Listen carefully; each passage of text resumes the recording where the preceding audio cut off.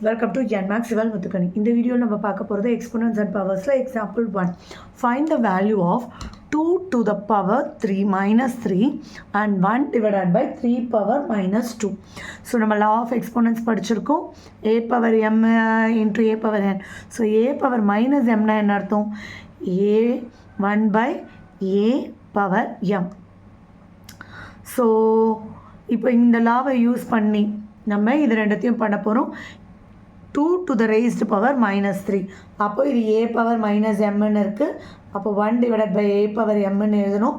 So 1 divided by 2 power 3. 2 power 3ன்னு என்ன அர்த்தம்? 3 times 2. So 1 divided by 8.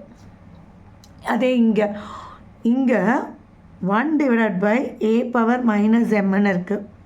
So அதை நம்ம a பவர் எம்னு எழுதணும். எப்படி எழுதியிருக்க முடியும்னா a பவர் மைனஸ் எம்முக்கு முன்னாடி ஒரு மைனஸ் வரும். அப்போ அது a பவர் எம் ஆகிடும். அப்போ இது என்ன ஆகும்? 3 பவர் மைனஸ் ஆஃப் மைனஸ் 2. அப்போது 3 பவர் 2. 3 பவர் 2ன்னு அர்த்தம் 3 வந்து 2 டைம்ஸ். ஸோ 9.